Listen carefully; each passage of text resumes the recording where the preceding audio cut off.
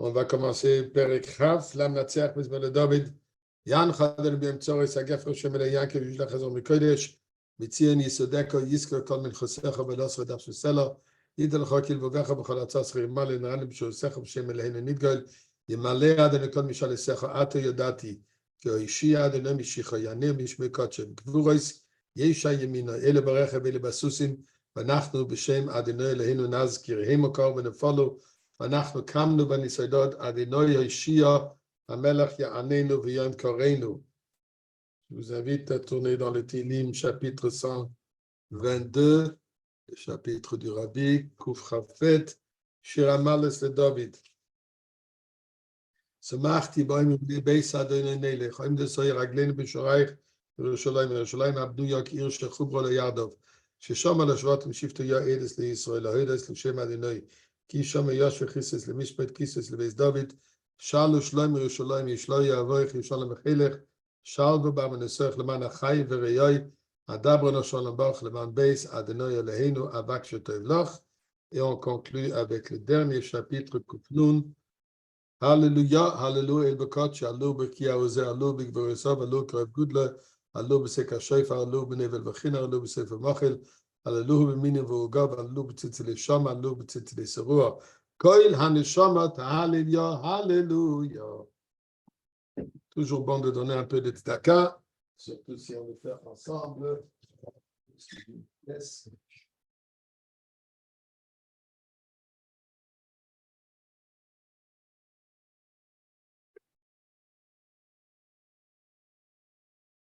Et nous allons commencer. Je peux faire le partage d'écran, oui? Oui, absolument. Et une seconde, je m'excuse, messieurs, dames. Là où vous êtes, Kol Echad Ve'echad B'mkomo B'chvodo. OK. Une seconde.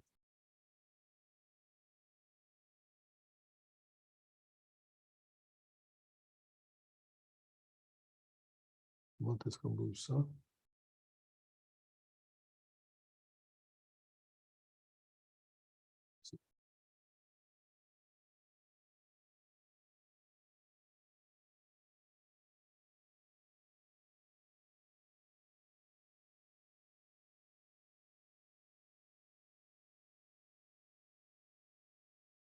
OK. Est-ce qu'on peut bien voir ou c'est trop petit, c'est le texte? Non, c'est très bien, très bien, très très bien. Bon, pour tout le monde? Très bien. All right. Alors, comme Gérard, je m'excuse encore, j'oublie ton nom hébreu. Mordechai. Mordechai. Arrête d'appeler Gérard. Commence avec Mordechai, je t'en prie. Ouais. Alors, comme Mordechai vous a informé que nous allons étudier le sujet de la paracha de cette semaine, parachat Vayechi. Yechi, qu'est-ce que ça représente? D'ailleurs, il a fait Bringen Tafshin Beis, le Rebbe a commencé parachat Miketz. Le Rebbe a commencé le Fabringen. Miketz, Moshiach. Là, le Rebbe dit, mais même malgré le fait que le mot Miketz ne fait pas allusion à Moshiach, le mot Miketz parle de 2 ans qui a été rajouté à Yosef pendant qu'il était en prison en Mitzrayim. 2 ans lui a été rajouté puisqu'il a fait confiance d'une certaine manière pour que le ministre, le Sarah Tabach, viendra lui, qu'il rappelle chez Pharaon, et étant donné qu'il a fait en sorte qu'il a fait, pas rentrer maintenant dans toute la sira de ce sujet, la confiance, pour ça Dieu lui a ajouté encore 2 ans, comme en anglais il y a une expression icing on the cake, la crème sur le gâteau, qui lui a ajouté encore 2 ans de plus, de 10 ans qu'il a déjà été en prison.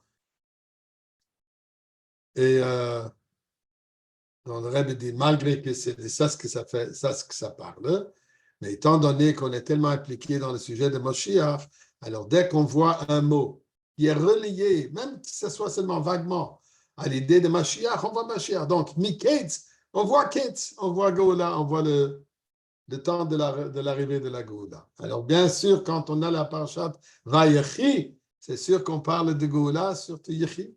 C'est ce qu'on attend tous. On attend déjà de pouvoir chanter avec tout la plus grande des joies accomplie. Fini. Mais je ne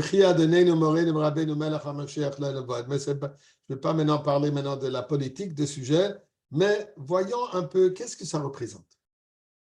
Quand les chassidim ils chantent, ils disent qui se traduit quoi? Que le Rebbe vivant, il existe à toujours. Qu'est-ce que ça veut dire? Est-ce que ça a une base? Est-ce que ça a une explication? Est-ce que c'est juste une prière qu'on demande que le Rebbe revienne physiquement ici? Alors, ça devrait être dans d'autres paroles. Alors, toute chose a une base dans la Torah. Nous avons étudié dans la paracha, nous étudions dans la paracha de cette semaine, comme Yaakov, avant qu'il allait quitter, en disant ce monde, il appelle tous ses enfants, il leur fait des barachot, il leur fait des remontages, chacun a eu droit au discours personnel, mais ensuite il a marqué que Yosef demande la permission à Pharaon de pouvoir accompagner Yaakov à Marat Marpella. Et il y a tant de semaines qu'ils ont tous pleuré. Et ensuite, ils ont fait des éloges. Ils l'ont amené à Hebron pour l'enterrer. Alors, regardons un peu de quoi s'agit-il ici dans ce contexte. Alors, on trouve une Gemara, comme vous voyez ici, Mesechet Ta'anit, Dafhe Amud Bet. Donc, vous pouvez tous aller regarder cette Gemara sans devoir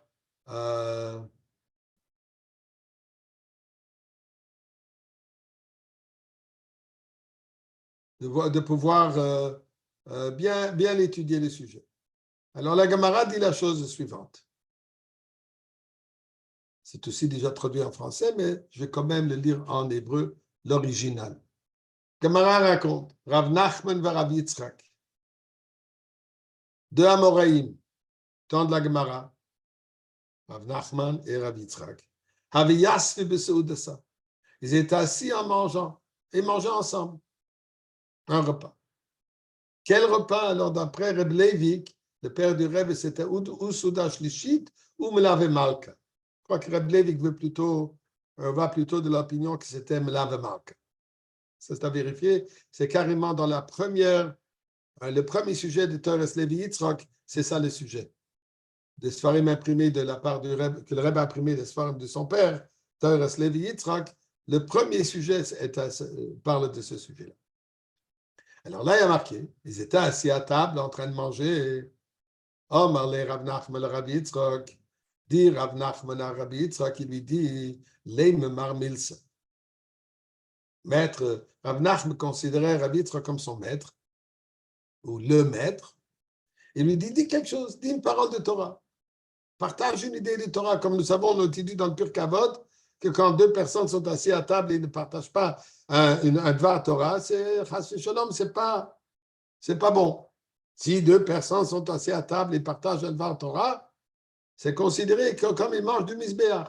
Alors il demande, Rav Nachman dit à Rav Yitzchak, partage un sujet de Torah. Omar le, alors Rav Yitzchak répond à Rav Nachman, voilà ce que Rabbi Yochanan a dit. Qu'est-ce que Rabbi Yochanan a dit? Donc, il s'attend maintenant que Rav Nachman s'attend qu'il va répéter un sujet que Rabbi Yochanan a dit. Il dit, c'est quoi le sujet? En mesichin besouda. Il ne faut pas parler durant le repas. Pendant le repas, il faut se taire. Et pourquoi? Puisqu'on a peur, si on va manger, qu'est-ce qui va se passer? La nourriture va passer dans le trachée au lieu de l'œsophage. Et qu'est-ce qui peut se passer?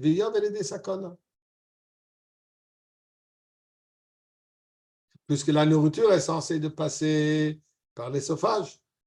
Et chas v'shalom, quand on parle, comme il dit, le trachée de l'air peut s'ouvrir et la nourriture peut chas v'shalom rentrer et peut se mettre en danger, peut s'étouffer. Donc, il dit, Rabbi Yitzchak dit, Rav Nachman lui demande, dis-moi un Dvar Torah. Il dit, attends, il ne faut pas parler. Pourquoi? Puisque c'est un danger. Okay. Alors maintenant qu'il lui a dit, c'est un danger, ils ont arrêté de parler. Continue la Gemara. Boss de Saoud, quand ils ont terminé le repas, maintenant, il n'y a plus de danger. Et Rabbi Yitzchak est endetté à Rav Nachman. Pourquoi? Il y a un halakha qui dit, si quelqu'un te demande, dis-moi un Dvar Torah, partage quelque chose que tu as étudié aujourd'hui. On a une obligation de lui dire quelque chose, quoi que ce soit. Même si c'est un cas, aujourd'hui j'ai étudié la Aleph. Alors voilà, partage aujourd'hui, on a étudié la Aleph. Puisque c'est sûr et certain que chaque jour quelqu'un étudie quelque chose. Alors si quelqu'un nous demande, partage une idée, dis Dvar Torah, on est obligé de lui dire. Étant donné que Rabbi Yitzchak n'a pas répondu à Dvar Torah à Rav Nachman, alors maintenant il dit, Amar le Rav Yitzchak, donc dit à Rav Nachman, Hachi Amar Rabbi Yochanan. Puisque j'ai le pashtus, l'explication simple présente, étant donné qu'il avait déjà mentionné tout à l'heure ici un sujet de Rabbi Yochanan afin de ne pas parler durant le repas à cause que ça peut causer un danger de respiration, on peut chas v'shalom s'étouffer. Alors il dit, voilà, je vais te dire un autre sujet que Rabbi Yochanan a partagé. Hachi Amar Rabbi Yochanan, voilà ce que Rabbi Yochanan a dit. Qu'est-ce que Rabbi Yochanan a dit? Un cours de Dvar Torah. Yaakov Avinu lo met. Yaakov Avinu n'est pas décédé. Ça, c'est le Dvar Torah qui lui dit. Yaakov Avinu la met. Yaakov Avinu n'est pas décédé. Alors, avant qu'on continue ici, Yaakov Avinu lo met a 4 mots, pas plus. Quand il lui dit ici, En masichim besuud Hashem yagdim kon eleveshet v'yavel edei sakana, ceci a 10 mots, 10 mots. Alors, pourquoi est-ce qu'il lui dit d'abord, il ne faut pas parler, et ceci lui dit pendant, il a dû dire ça en 10 mots, il aurait pu lui dire ce petit Dvar Torah, Yaakov Avinu Lamed, qui serait beaucoup plus court, et fini. Si, puisqu'il a peur de parler durant le repas à cause du danger, Yaakov Avinu Lamed est plus court que les 10 mots qu'il lui a dit tout à l'heure. Réponse qui est donnée là-dessus. S'il aurait dit Yaakov Avinu Lamed, ça aurait ramené à une longue discussion qui suivit. Tandis que là, il n'y a pas de discussion qui suit.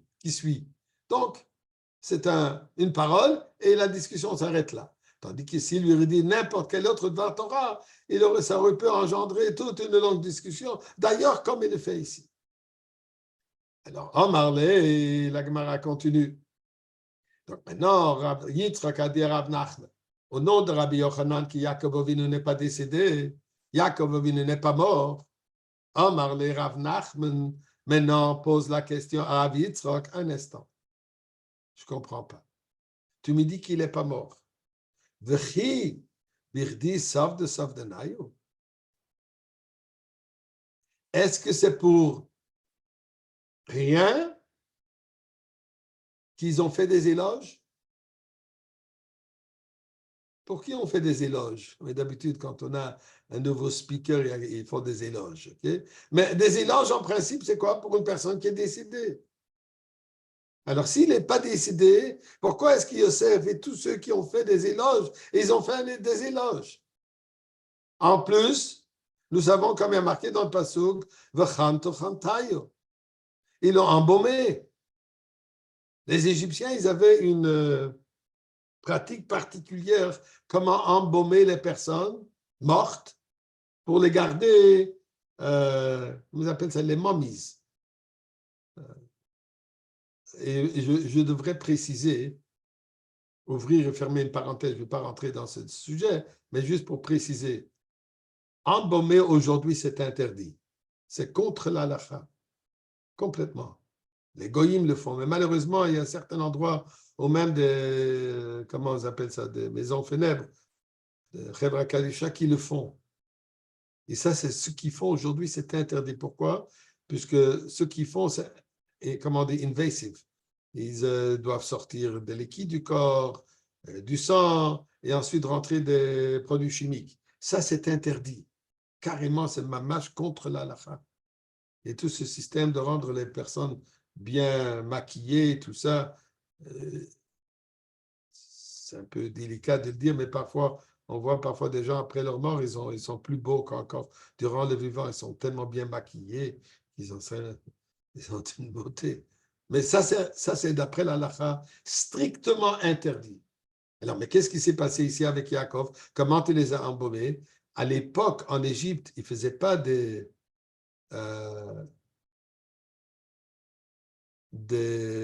dire, des choses intérieures. C'était que extérieur. En emballant la personne dans différents produits, dans différents épices, comme si vous voulez avec les concombres qu'on fait des sour pickles, on fait des concombres. Ils mettent l'objet de manière pour le préserver. Et c'est ce qu'ils faisaient aussi à l'époque. Ils connaissaient des méthodes avec des épices et toutes sortes de différentes choses extérieures qui étaient là pour préserver le corps, pour ne pas se décomposer. Donc, il pose la question, ça a été fait à Yaakov Avinu. Alors, on fait ça à des gens vivants ou à des gens morts? Le couvre, Kavraï, il dit en plus, on sait qu'on l'a enterré. Et ils l'ont enterré où? À Marata Marpella. Aujourd'hui, quand on va à Marata Marpella, c'est affiché là-bas. Avraham, Sarah, Yitzhak, Rivka, Yaakov, Léa. Donc, c'est une fausse adresse. Est-ce qu'il est là-bas ou il n'est pas là-bas?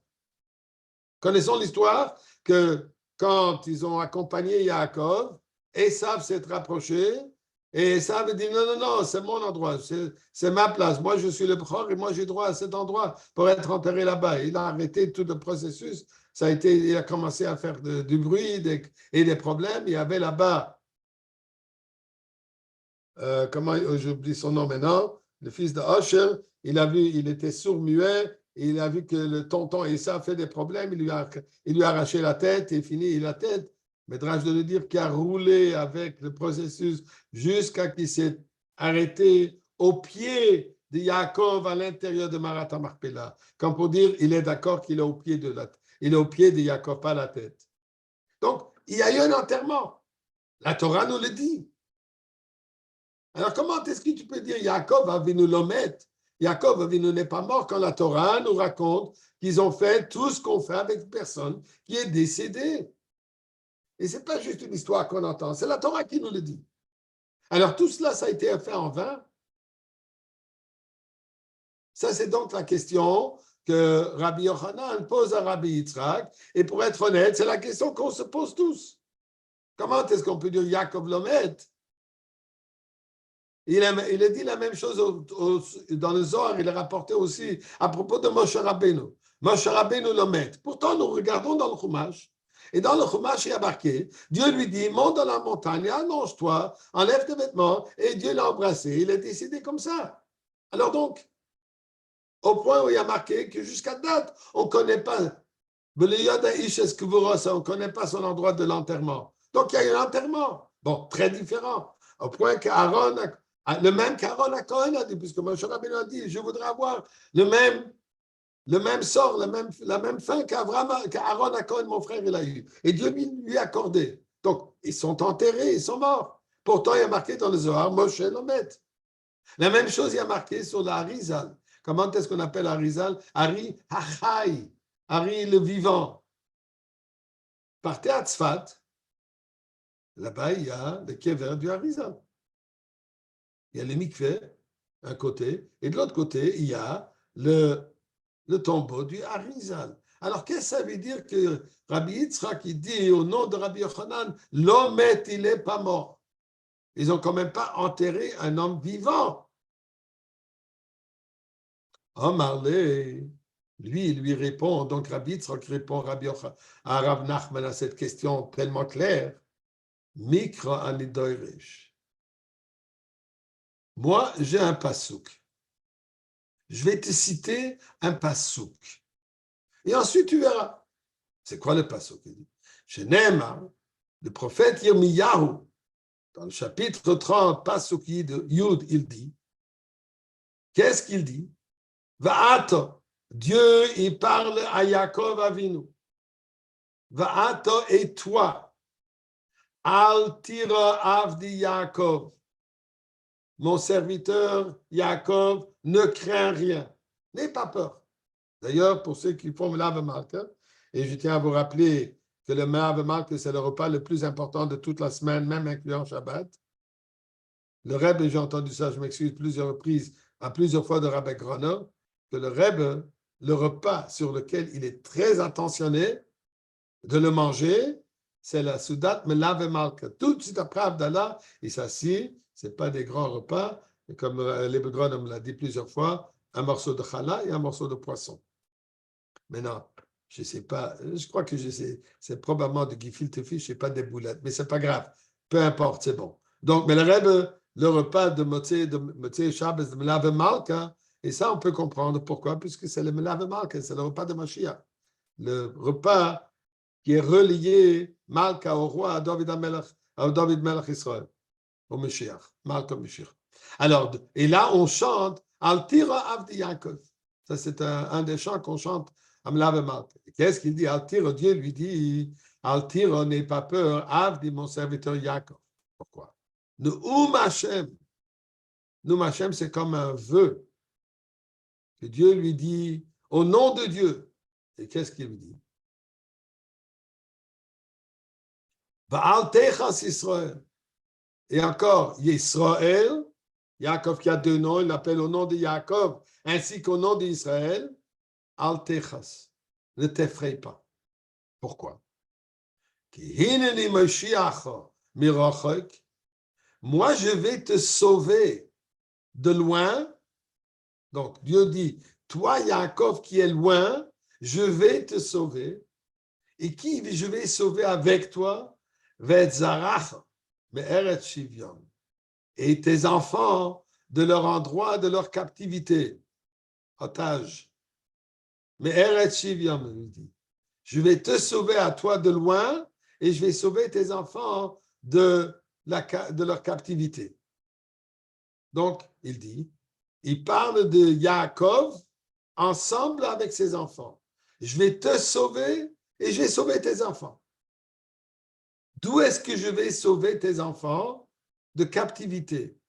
Alors, Makish, donc il relie, il unifie, Zara, Makishu, les Zara. Il compare lui, Yaakov, avec ses enfants de Yaakov, avec les descendants de Yaakov. De quelle manière il les compare? Qu'est-ce qu'ils ont en commun? Alors, ce qu'il dit, qu'est-ce qu'il y a de commun? Mazarobachayim, tels que les enfants de qui il parle ici. Puisqu'il dit, je vais libérer tes enfants de leur captivité et que Dieu fasse qu'il libère tous les otages now. Mais nous sommes tous des otages, on est tous en exil, il faut tous être libérés.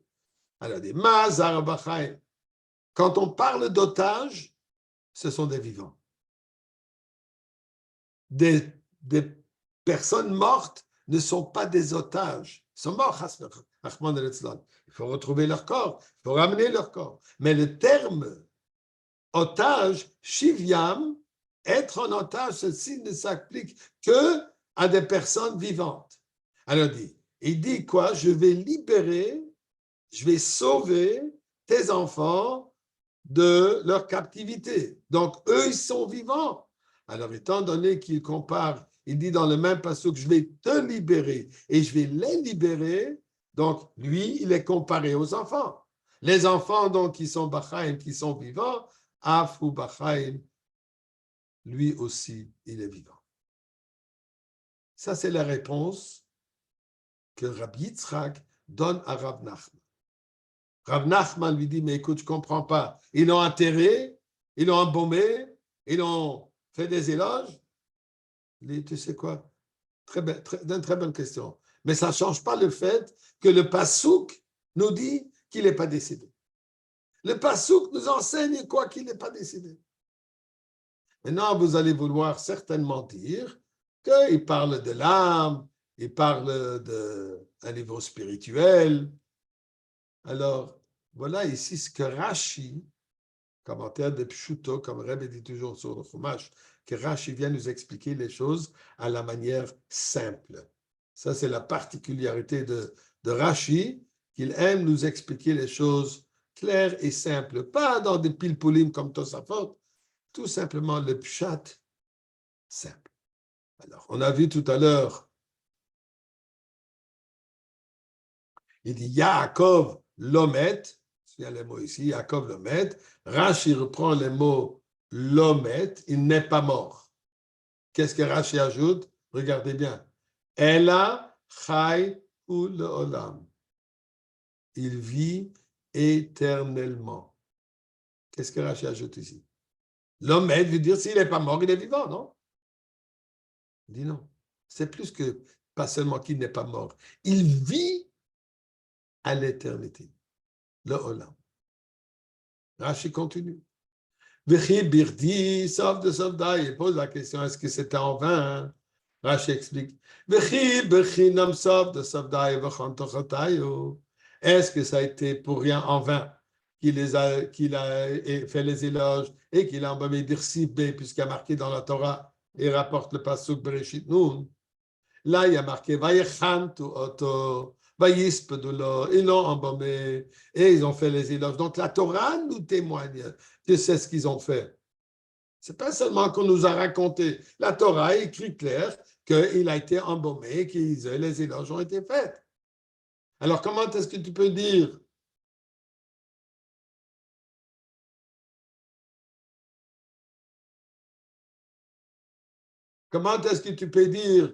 que il est pas décédé, alors, et qu'il est vivant? Bikran et Doeresh. Il dit, je prends un pasouk. Qu'est-ce qu'il dit le pasouk? Comme on vient de voir, Mazar Bachaim Afu Bachaim. Elle dit, bon, d'accord, tu as un pasouk, mais finalement, moi je te pose une question claire. Je te pose, est-ce qu'ils l'ont embaumé, enterré ou non? Tu me dis quoi? Il y a un pasouk. Tachlis. Enterré ou non? S'il n'est pas mort, comme tu dis du pasouk, pourquoi est-ce qu'ils l'ont enterré? Rashi pose la question. Et la raison pourquoi ils l'ont embaumé, regardez ce que Rashi dit ici. J'espère que vous pouvez voir ça bien comme il faut. Svurim hoyu shemes. Il pensait qu'il est mort. Vous vous rendez compte? J'ai agrandi les mots. Svurim hoyu shemes. Il pensait qu'il est mort. C'était une illusion. Mais en réalité, quoi? Ils ont enterré quelqu'un de vivant. On va voir ce que ça veut dire. Alors là, Rashi continue. Mazar Bachaim. Quand il va rassembler les enfants de leur captivité, ce sont des vivants qui vont aller ramasser, récolter. Pourquoi? Puisqu'il n'y a que les vivants qui sont en otage. Puisque ceux qui sont décédés ne sont pas des otages. Des morts ne sont pas des otages. Donc, étant donné qu'il dit qu'il va nous libérer de l'otage, de leur endroit de captivité, donc, il faut dire qu'ils sont vivants. Et Rashi continue. Afu bachaim, tels que les enfants sont vivants, ainsi lui aussi il est vivant. Alors il dit, qu'est-ce que ça veut dire? Dieu dit, il va prendre Yaakov Avinu là où il est. Chez Yivienu Bagola. Il va rapporter, Dieu va amener Yaakov Avinu dans le galou, dans l'exil.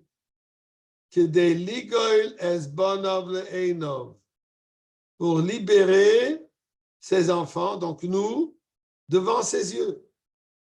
Donc Yaakov sera physiquement présent où devant lui, nous allons être libérés.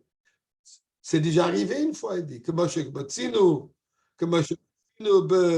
Mitzrayim, comme on trouve ça en Égypte, en sortant d'Égypte, nous disons, Vayar Yisrael es hayod agdoy la'asheros Hashem b'Mitzrayim. On dit tous les jours avant dans Az-Yashir, Vayar Yisrael. Israël, il a vu ce que Dieu nous a fait. Nous, chat simple, on comprend ça. Israël, bien le peuple juif, nous, tous ceux qui sont sortis d'Égypte, ils ont vu ça. Vedorshinan, le Medrash nous dit là-dessus. Non, on ne parle pas de que nous, le peuple juif, l'ont vu. Vedorshinan Israël Sabo. Vayar Israël, Israël. Qui est Israël qui l'a vu? Israël, notre grand-père. Que Dieu a amené Yaakov près du Yam-Souf.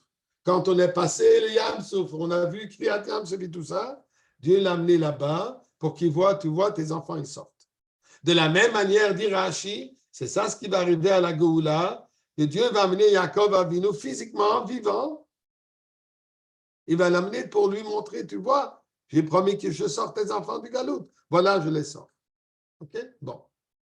Et Rashi continue, il revient à la même question que nous tous ici, tous ceux qui étudient la Gemara, se posent la même question. Pourquoi ils l'ont embaumé s'il est vivant? Ou Dieu peut l'amener ici, il peut l'amener là-bas. Il se promène vivant dans Marata Marpella. Alors pourquoi est-ce qu'ils l'ont embaumé s'il est vivant? Regardez ce que Rashi dit. Ce n'est pas des paroles juste que des chassidim sont assis en train de dire après beaucoup de l'chaim, mais Rashi dit ça, le pshat simple dans la Gemara. J'espère que vous pouvez lire tout ça pour vous-même. Mais regardez ce qu'il dit. Nidma lohem shemes. Ça leur paraissait. C'était une imagination. Shemes qu'il est décidé. Et Rashi souligne encore. Avol chai hoyo. Il était vivant. Exactement ce qu'il dit ici. Svurim hoyo shemes. Il pensait qu'il est mort. Oui? Comme il dit tout à l'heure, à ce moment, ils ont fait une erreur. Ils pensaient qu'il était décédé. Basé dessus, ils l'ont enterré. Mais en réalité, il était vivant au moment même, et il est vivant, et il sera vivant toujours. Qu'est-ce que ça veut dire? Voilà une Gemara, comme je disais.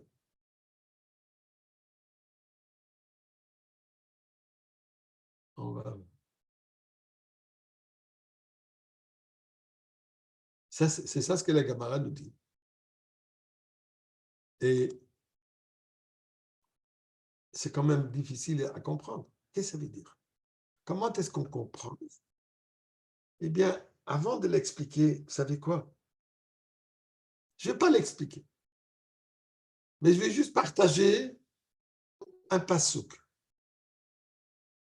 On a mentionné tout à l'heure par rapport à Moshe Rabbeinu. Que Moshe Rabbeinu, Dieu lui dit, monte sur la montagne. Il y a marqué qu'il a sauté. D'un coup, il a monté toute la hauteur de la montagne. Et il s'est allongé. Et Dieu l'a amené avec lui. Ensuite, il y a marqué dans le passouk. Ah, je m'excuse. Dieu lui indique où ce qu'il faut qu'il aille. Il dit, Moul bet Pa'or. Il lui donne une précision. Il dit exactement où ça se trouve. En face du bet Pa'or. Et ensuite, le pasuk dit, Velo yoda ish eskevurosai ad hayom hazeh. Velo yoda ish eskevurosai. On ne connaît pas. Habituellement, on traduit ça qu'on ne connaît pas l'endroit où on ne connaît pas l'endroit où il a été enterré. D'ailleurs, comme les Farshim disent, pour ne pas faire de cela une idole. Même je ne comprends pas pourquoi faire une idole. Pourquoi ne pas pèleriner? On veut aller pèleriner les tzadikim. Au contraire, ça a toujours été.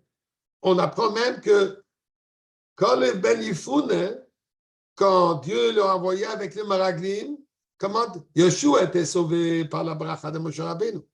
Quand le Ben Yifoune, lui, qu'est-ce qu'il a fait? Il est parti pèleriner Marata Marpella. Donc, on trouve dans la Torah le concept de pèleriner les tzadikim. Il est parti pèleriner pour prier que Dieu, la prière, la bénédiction que Dieu, que Moshe Rabbeinu a donnée à Yoshua pour le protéger des mauvaises intentions de Meraglim. Quand lui-même, il est allé prier à Abraham, Yitzhak, Yaakov, Sarah, Rivka, Rachel, je m'excuse, Sarah, Rivka, Léa. Il est parti pèleriner là-bas. Alors, pourquoi ne pas pèleriner Moshe Rabbeinu? Vous vous rendez compte quel pèlerinage ça aurait été? Ceux qui organisent les voyages, bon, ils auront fait une fortune. Pèleriner Moshe Rabbeinu, extraordinaire. On va chercher des tzadikim au monde entier. Qu'est-ce qui serait mieux d'aller pèleriner Moshe Rabbeinu? Pourquoi venir Yoda chez ce que vous recevez? Pourquoi ne pas savoir? Mais je tiens à attirer l'attention là-dessus. Si on traduit les paroles de ce passouk, on verra que ça veut dire tout autre chose. Il est marqué quoi? Velo yoda ish es kevurato. Aucune personne connaît son enterrement. Si on parlerait, si le passouk veut nous dire qu'on ne connaît pas l'endroit de l'enterrement, là, la Torah aurait dû dire Velo yoda ish et mekom kevurato. L'endroit de l'enterrement. C'est pas ça ce qui a marqué. Qu'est-ce qui a marqué? On ne connaît pas l'enterrement. Qu'est-ce que veut dire qu'on ne connaît pas l'enterrement? Ce n'est pas par rapport à l'endroit. La Torah, c'est vrai, on ne connaît toujours pas l'endroit. Mais ce n'est pas ça ce que le passouk veut nous dire ici. Le passouk nous dit, la Torah nous enseigne une autre chose. La kevura, l'enterrement de Moshe Rabbeinu, loyada, c'est quelque chose que nous ne comprenons pas. C'est au-delà de notre compréhension. C'est au-delà de notre das. On a tous étudié le Tanya. On a tous étudié un peu de Chassidut. Et là, nous connaissons qu'il y a Chochma, Bina, Dat. C'est quoi Dat? Dat, nous dit l'Alter Rebbe dans le 3e chapitre. Dat, milashon hitkashrut. Attachement. Qu'est-ce que ça veut dire? Qu'on s'attache à une pensée. On s'attache à une idée. On s'attache à un concept. Quelque chose qu'on peut complètement l'intérioriser. C'est quelque chose que nous pouvons complètement le comprendre. En anglais, il y a une expression I wrap myself around it. I got it. J'ai compris, j'ai saisi, j'ai bien profondément, entièrement compris le sujet. Ça, c'est Das. Que ça devient part intègre de mon psyché, de ma compréhension, de ma sagesse, de ma tête. J'ai vraiment bien, je crois qu'il y a une expression un peu, j'ai pigé, j'ai bien compris le sujet complètement à fond. Dit le passouk, velo yoda. On peut avoir une idée, on peut avoir des pensées, mais vraiment de saisir le sujet, impossible. C'est ça ce que la Torah nous dit ici. Velo yoda ish es kevurasa. Ceci s'applique à Yaakov Avinu aussi. Svurim heim shebeis. Ça leur paraissait qu'il est décédé. Et puisque ça leur paraissait qu'il est décédé, le Dayan et le Maché Enavrot, le Dayan, quand il doit juger, s'ils auront fait venir un Rav, un Dayan, est-ce qu'il est vivant, il n'est pas vivant, il m'a l'air mort, bon, faites ce que vous devez faire. Pourquoi? Puisqu'il ne peut juger que parce qu'il voit. Et la vue superficielle de notre état d'être est que dans cet état d'être où Yaakov était, il n'avait pas l'air vivant. Svurim heim shebeis. Dans leur perspective, dans leur vue, dans leur état d'être, quand ils regardaient de leurs yeux, ils voyaient quelqu'un qui est décédé. Mais en réalité, il était vivant. Le manque de voir n'était pas par le fait qu'il manquait quelque chose dans Yaakov Avinu. L'impossibilité de voir Yaakov vivant était puisque pour nous, c'était impossible à voir. Nous, on n'était pas capables de voir. Svurim heim shebeis. On raconte une histoire. Un Simchat Torah, j'oublie l'année. Le Rebbe avait l'habitude de faire la hakafot quand il descendait de son estrade, son podium, pour aller danser au milieu dans le cercle, première et la 7e Akafa. Il prenait le Sefer Torah avec lui. Et durant le vivant de son beau-frère, le Rachag, Rabbi Shmaria Goraria, il dansait avec son beau-frère. Il y avait une année où on a remarqué que le Rachag était dans tous les États. Et quand on lui a posé qu'est-ce qui est arrivé, il ne voulait pas raconter. Plus tard, Rav Groner a raconté. Le Rachag lui a dit personnellement, il lui a dit de ne jamais raconter. Mais après le décès de Rachag, il a raconté. À un certain moment, durant la Hakafot, le Rebbe lui glisse dans l'oreille du Rachag. Il lui demande en yiddish s'il voudrait voir le beau-père. Est-ce que tu voudrais voir maintenant le rabbi précédent, le beau-père, le rabbi précédent? Il était choqué. Et voir le rabbi précédent, ça c'était bien après Tov Shin Yud, bien après que le Rebbe est déjà le Rebbe pendant des années.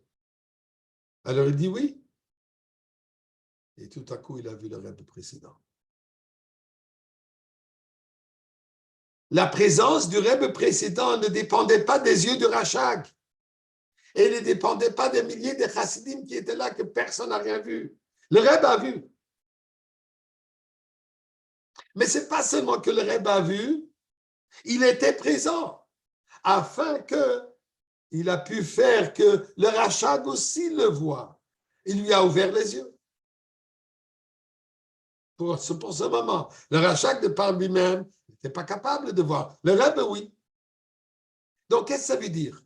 Ça veut dire qu'il y a une présence, malgré le fait qu'on ne voit pas. Il est vivant, malgré le fait qu'à nos yeux, il paraît être non vivant. Dit la Gemara,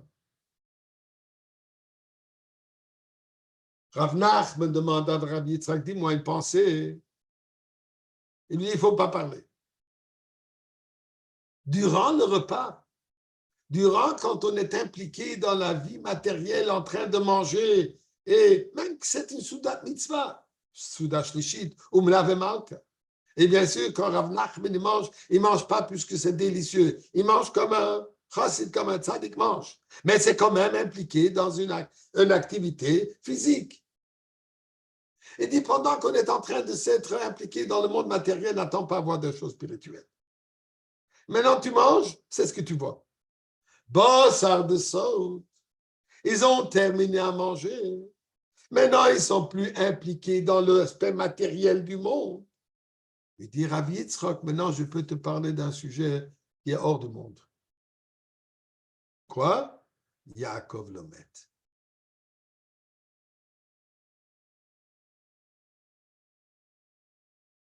Il y a des histoires qu'on raconte. Même maintenant, ils ont raconté des soldats qui voulaient rentrer dans une maison et il y avait quelqu'un qui était devant la porte. Quelqu'un avec une barbe, habillé en blanc. C'est comme ça qu'il raconte, qu'il nous dit ne pas rentrer, il ne faut pas rentrer dans cette maison. Et quand ils sont passés à travers lui. Et ensuite, il était là encore une fois, quitté tout de suite. Donc, bon, là, on peut dire c'est un malach, une vision, etc. Mais ici, c'est beaucoup plus que cela. Et carrément, il est physiquement vivant malgré le fait que dans nos yeux, il paraît ne pas être vivant. Est-ce qu'on le comprend? Non.